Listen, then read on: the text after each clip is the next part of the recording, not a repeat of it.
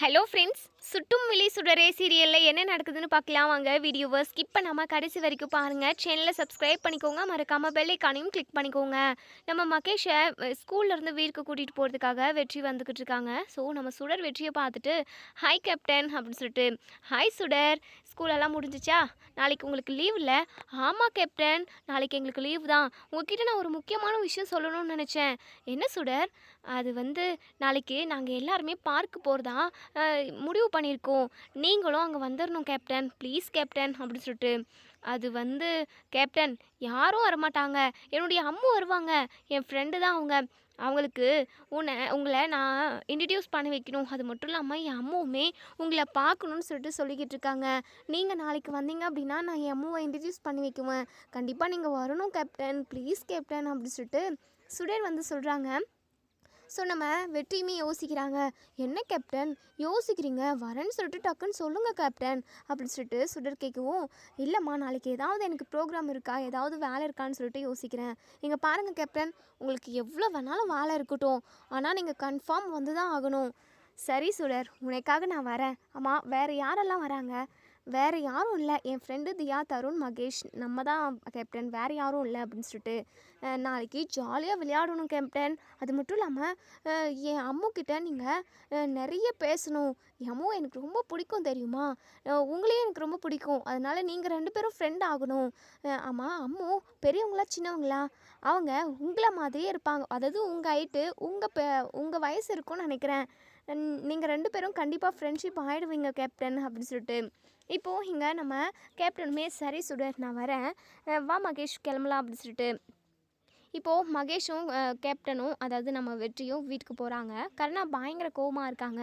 என்ன கருணா, நான் முன்ன மகேஷை ஸ்கூல்லேருந்து கூட்டிகிட்டு வரத்துக்காக போனப்போ கூட நீ சந்தோஷமானதானே இருந்த.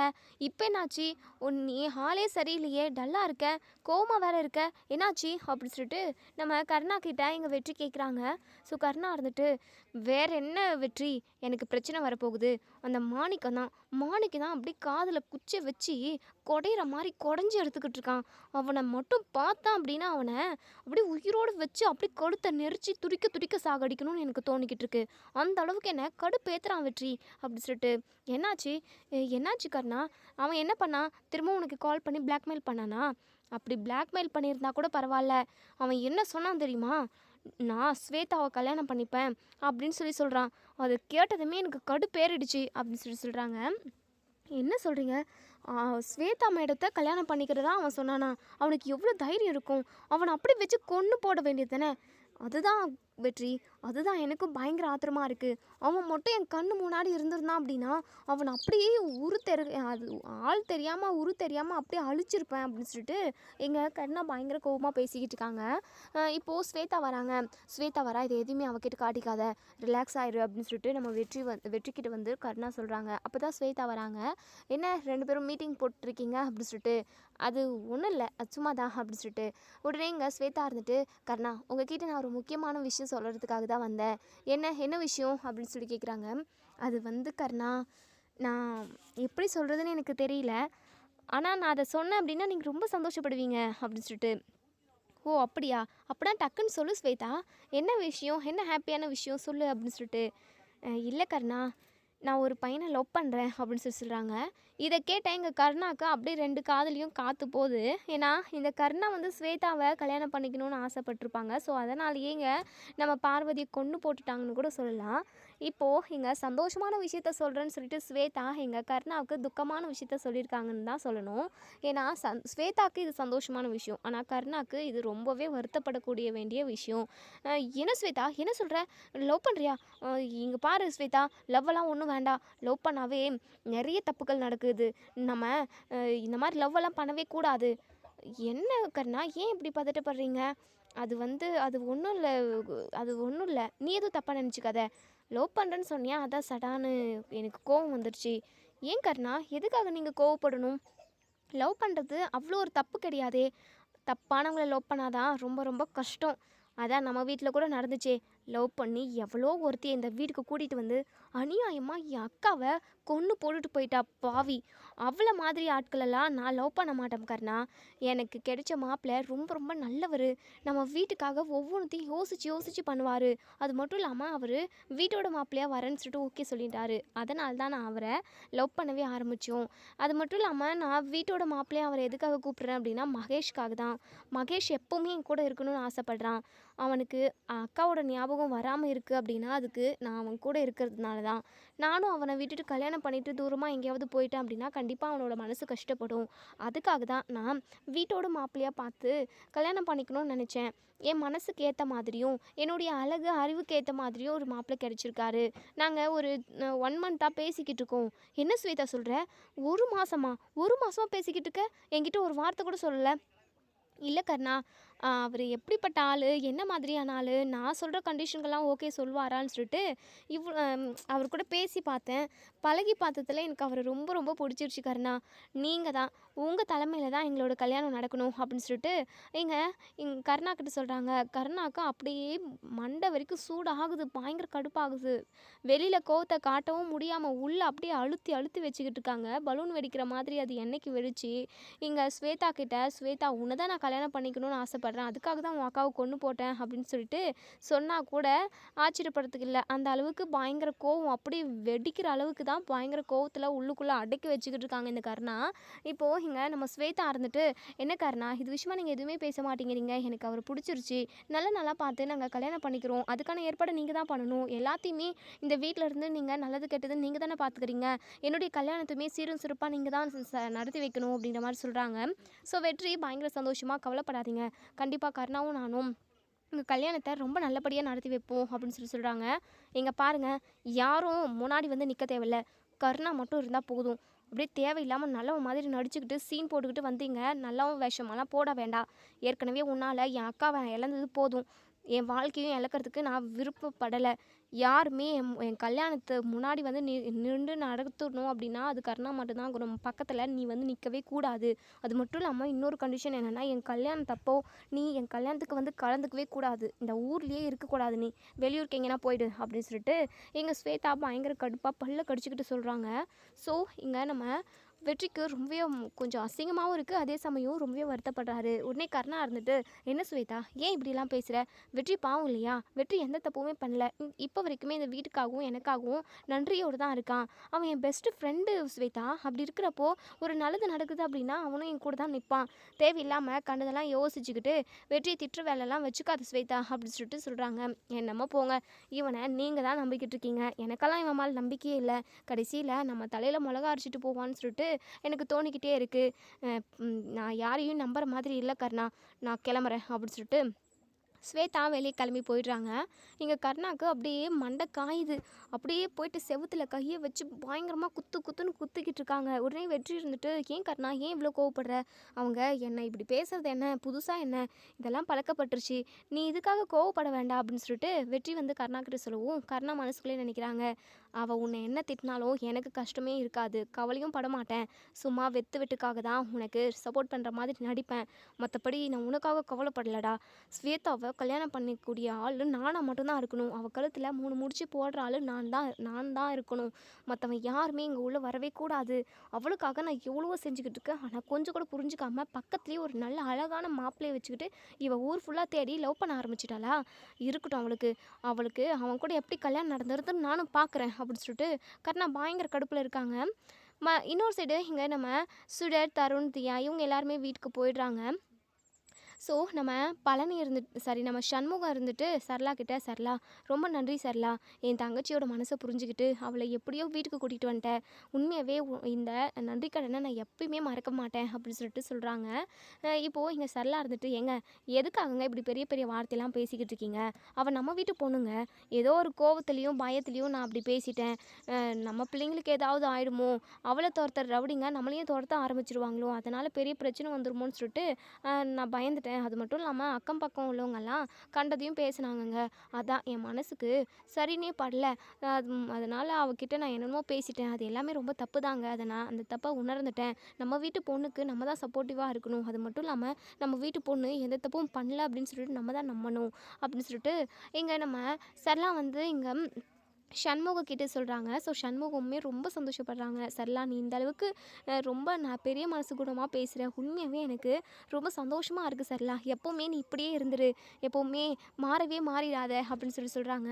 சரிங்கங்க நான் போய் சாப்பாடு கொண்டு வரேன், வாங்க எல்லாருமே சாப்பிடலாம் அப்படின்னு சொல்லிட்டு இப்போ சுடர் எல்லாருமே அவங்க ட்ரெஸ் எல்லாருமே சேஞ்ச் பண்ணிவிட்டு கையெல்லாம் அலம்பிட்டு வந்து ரவுண்டாக சாப்பிட்றதுக்காக உட்காடுறாங்க.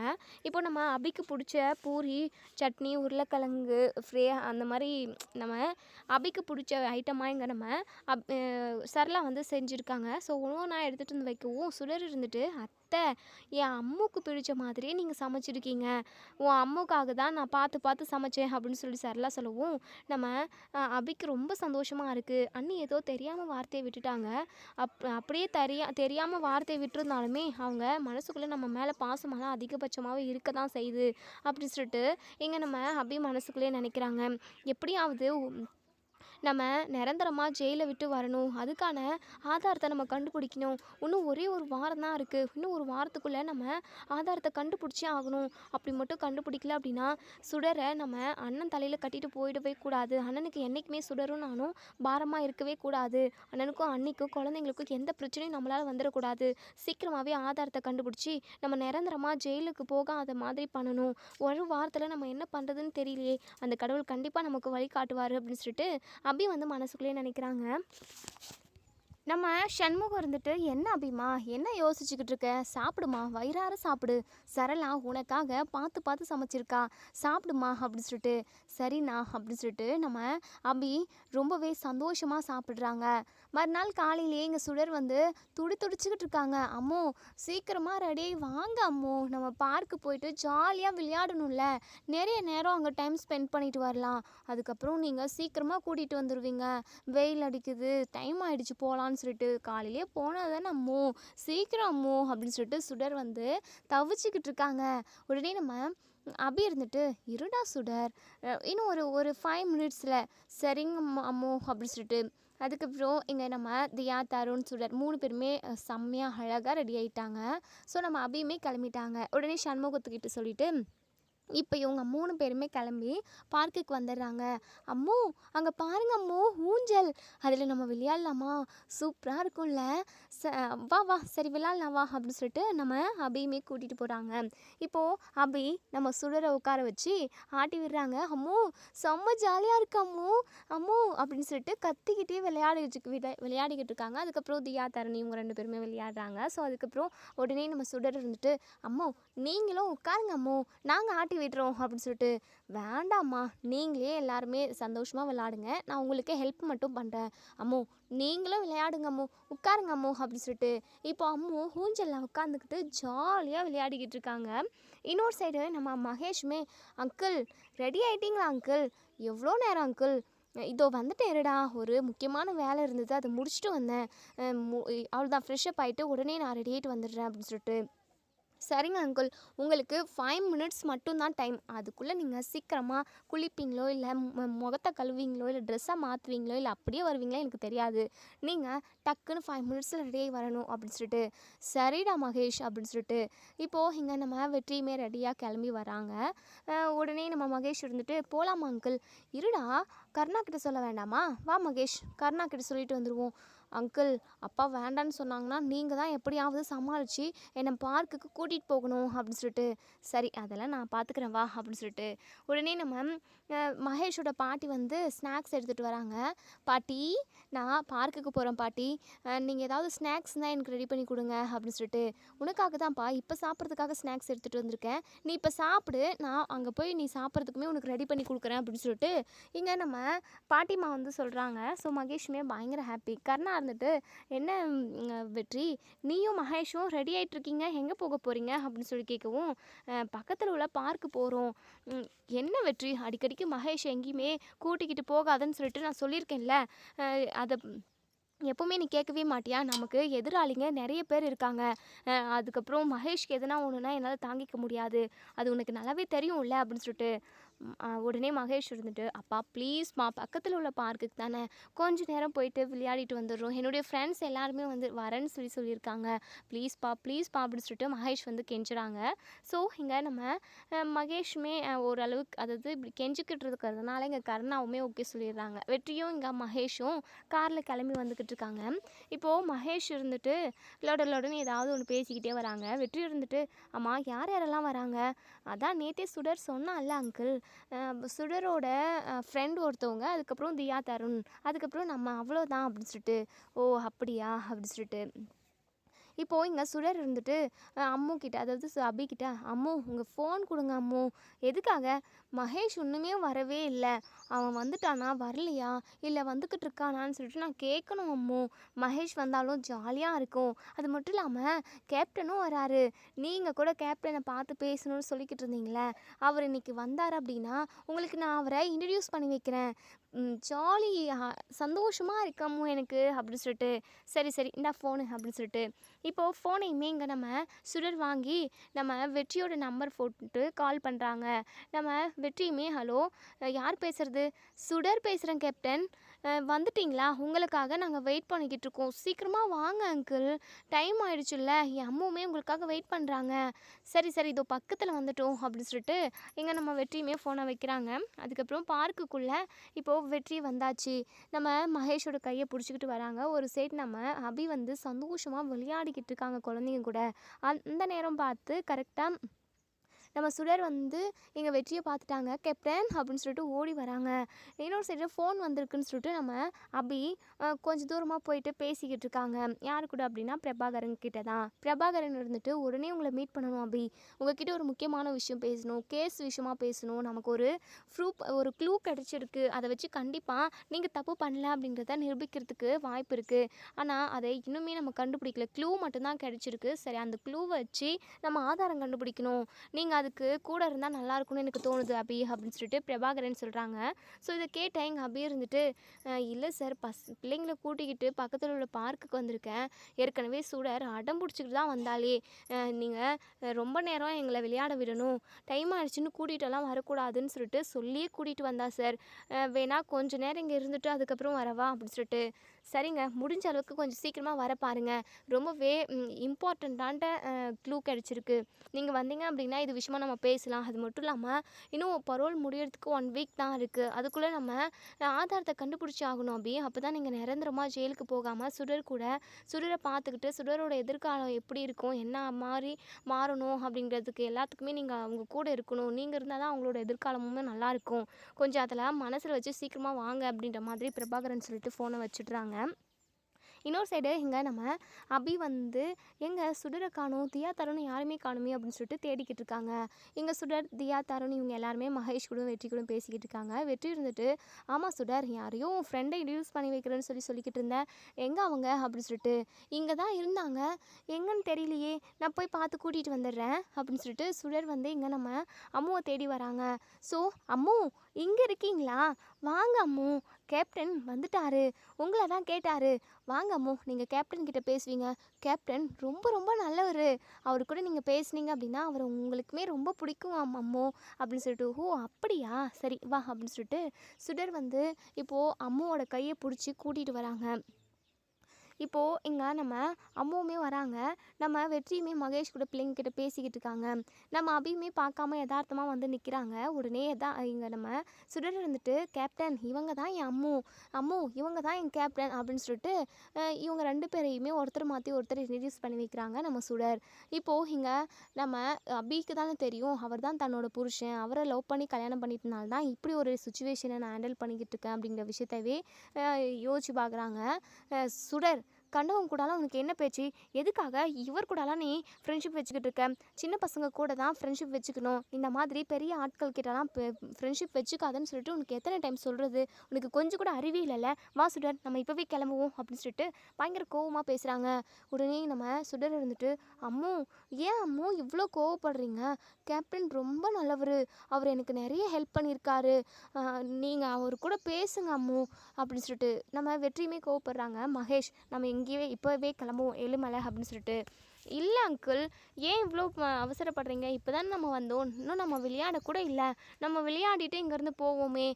மகேஷ், எனக்கு கோவம் வந்துடும் தெரிஞ்சுக்கோ, நம்ம இங்கேருந்து இப்போவே போய் ஆகணும் அப்படின்னு சொல்லிட்டு உடனே இங்கே நம்ம சுடர் இருந்துட்டு, அம்மு ஏன் அம்மு இவ்வளோ கோவப்படுறீங்க? கேப்டனை பார்த்து பேசணும்னு சொல்லிட்டு நீங்கள் கூட சொல்லிக்கிட்டு இருந்தீங்கல்ல, அப்படி இருக்கிறப்போ ஏன் இப்போ நீங்கள் ரொம்ப கோவப்படுறீங்க? என்னாச்சு? சுடர், இதுக்கப்புறம் ஏதாவது பேசுனா அவ்வளோதான், அடிச்சிடுவோம் அப்படின்னு சொல்லிட்டு நம்ம சுடரோட கன்னத்துலேயே பல்லார்னு ஒரு அறை விடுறாங்க. சுடர் பயங்கரமாக கத்திடுறாங்க. உடனே இங்கே நம்ம கேப்டன், அதாவது வெற்றி இருந்துட்டு, இங்கே பாருங்கள், சும்மா குழந்தைய அடிக்கிற வேலையெல்லாம் வச்சுக்காதீங்க. எவ்வளோ பெரிய பகையாக இருந்தாலும் அதை என்கிட்ட நேருக்கு நேராக மோகுதுங்க. குழந்தைய அடித்து எதுக்காக அந்த குழந்தைய கஷ்டப்படுத்துறீங்க அப்படின்னு சொல்லிட்டு இங்கே நம்ம வெற்றி வந்து நம்ம அபிக்கிட்ட சொல்கிறாங்க. அபி இருந்துட்டு, இங்கே பாரு, உன்னால் தான் நாங்கள் இன்றைக்கி இவ்வளோ கஷ்டப்பட்டுக்கிட்டு இருக்கோம். இன்றைக்கி ஓடி ஓடி ஒளிஞ்சிக்கிட்டு இருக்கேன். என் பொண்ணோட எதிர்காலத்தை எப்படியெல்லாம் மாற்றி அமைக்கணும், என் பொண்ணோட எதிர்காலம் எப்படி இருக்குன்னு சொல்லிட்டு நான் ஒவ்வொரு நிமிஷமும் பயந்துக்கிட்டு இருக்கேன். என் பொண்ணுக்கிட்டே இனிமேல் பேசுகிற வேலை வச்சுக்காத. இது என் பொண்ணுன்னு தெரிஞ்சதுனால தானே நீ சுடர் கூட பேசிக்கிட்டு இருக்க அப்படின்னு சொல்லிட்டு இங்கே நம்ம அபியே உண்மையை போட்டு உடைச்சிடுறாங்க.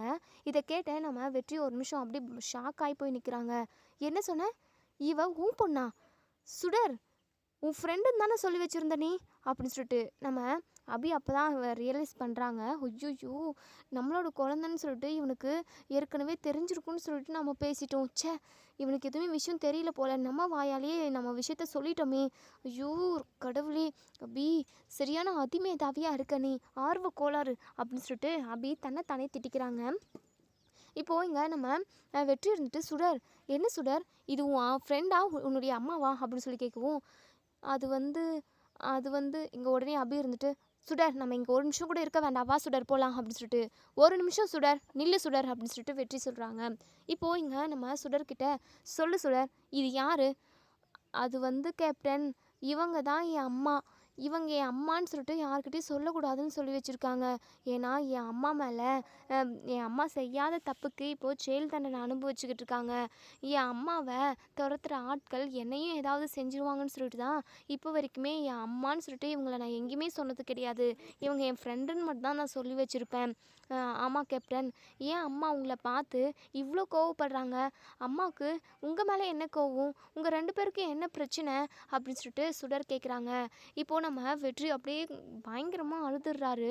சுடர் அப்படின்னு சொல்லிட்டு சுடரோட 2 கன்னத்துலேயும் கையை வச்சு அப்படியே ஃபீல் பண்ணி பயங்கரமாக அழுகுறாங்க. நீ எனக்கு பிறந்து குழந்தைய தங்கம் அப்படின்னு சொல்லி கேட்கவும் எங்கள் சுடருக்கு பயங்கர அதிர்ச்சி. என்ன கேப்டன், என்ன சொன்னீங்க? நீ எனக்கு பிறந்த குழந்தடா, நான் தான் உன் அப்பா அப்படின்னு சொல்லிட்டு சுடருக்கு அவங்க அப்பாவே நான் தான் அப்பான்னு சொல்லிட்டு அறிமுகப்படுத்தி வைக்கிறாங்க. ஸோ இதை கேட்டு நம்ம சுடர் பயங்கரமாக சந்தோஷப்படுறாங்க. அப்பா அப்படின்னு சொல்லிட்டு நம்ம சுடர் வந்து வெற்றியை கட்டி அணைச்சிக்கிறாங்க. நம்ம வெற்றிக்குமே அப்படியே அந்த அப்பா பொண்ணுன்ற உணர்வு அப்படியே அவங்க 2 பேரும் ஹக் பண்ணி தன்னோட நெஞ்சில் தன்னோட குழந்தைய அணைச்சிக்கிட்டதுமே அந்த ஃபீலிங் வந்துடுது. ஸோ நம்ம சுடர் இருந்துட்டு, அப்பா நீங்கள் தான் என்னுடைய அப்பான்னு சொல்லிட்டு இப்போ வரைக்கும் எனக்கு தெரியவே தெரியாது. எதுக்காக நீங்கள் 2 பேரும் பிரிஞ்சு இருக்கீங்க? ஏன்ப்பா இத்தனை நாளாக நீங்கள் என்னை பார்க்க வரலை? அம்மா பாவம்ப்பா, அம்மு செய்யாத தப்புக்கு இப்போ தண்டனை அனுபவிச்சுக்கிட்டு இருக்காங்க. இங்கே பாரு சுடர், நீ நினைக்கிற மாதிரி உன் அம்மு ரொம்ப நல்லவங்கலாம் கிடையாது, ரொம்பவே கெட்டவங்க, கொஞ்சம் கூட மனசாட்சி இல்லாதவங்க. நமக்கு சோறு போட்ட வீட்டுக்கே துரோகம் செஞ்ச ஆள் அவள் எப்படி உன்னை நல்லபடியாக பார்த்துக்கிறான்னு எனக்கு தெரியல. இங்கே பாரு சுடர், இனிமேல் நீ ஒரு நிமிஷம் கூட அவள் கூட இருக்க வேண்டாம், நீ என் கூட வந்துட்டு போகலாம், நான் உன்னை ரொம்ப நல்லா பார்த்துப்பேன். உன் அம்மா கொலைகாரி. போதும், நிறுத்துங்க கேப்டன். இங்க பாருங்கப்பா, நீங்க அப்படி சொன்னா நான் நம்பவே மாட்டேன். என் அம்மா எவ்ளோ நல்லவங்கன்னு எனக்கு நல்லாவே தெரியும். அவங்க எனக்கு நல்லத மட்டும் தான் சொல்லிக் குடுத்து வளர்த்துருக்காங்க. அப்படி எனக்கு நல்லத சொல்லிக் குடுக்குற அவங்க, கண்டிப்பா அவங்க நல்லவங்களா தான் இருப்பாங்க.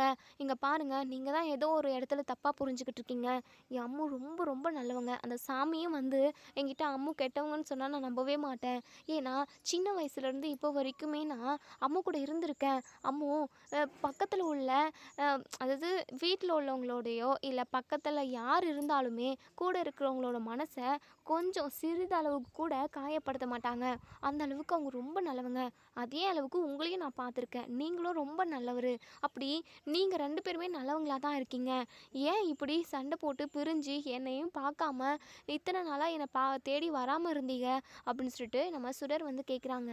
இப்போ வெற்றி இருந்துட்டு, "சுடர் உனக்கு சொன்னா புரியாது சுடர். இவ கொலைகாரி" அப்படின்னு சொல்லிட்டு இங்க நம்ம அபி இருந்துட்டு, "போதும் நிறுத்து. திரும்ப திரும்ப அத சொல்லாத. நான் பார்வதி அக்காவ தெய்வமா பார்த்தேன். அவங்க எனக்கு அம்மா மாதிரி. அவங்க என்ன அம்மா அம்மா ஸ்தானத்துல இருந்து தான் பார்த்துக்கிட்டாங்க. அவங்களுக்கு போய் நான் துரோகம் நினைப்பேனா? எல்லாத்துக்கும் காரணம் அந்த கருணா தான். என் பொண்ணு சுடர் மேல சத்தியமா, பார்வதி அக்காவ நான் கொலை பண்ணவே இல்ல. எல்லாத்துக்கும் காரணம் அந்த கருணா. அதுக்கான ஆதாரத்த தான் நான் தேடிக்கிட்டு இருக்கேன். கண்டிப்பா அதுக்கான ஆதாரம் கிடைக்கும். அன்னைக்கு தான் நீ நம்புவ" அப்படின்னு சொல்லிட்டு அபி சொல்றாங்க. அபி சொல்ற வார்த்தையில ஏதோ ஒரு உண்மை இருக்குன்னு சொல்லிட்டு நம்ம வெற்றி வந்து புரிஞ்சுக்கிறாரு. ஸோ இது விஷயமா நம்ம அதாவது உண்மை எதுன்னு சொல்லிட்டு நம்ம கண்டுபிடிக்கணும் அப்படின்னு சொல்லிட்டு நம்ம வெற்றி நினைக்கிறாரு. கூடிய சீக்கிரமே நம்ம அபியும் வெற்றியும் ஒன்று சேரணும்னு நினைக்கிறவங்க இந்த வீடியோவுக்கு லைக் பண்ணி கமெண்ட் பண்ணி தெரிவிங்க. தேங்க்யூ.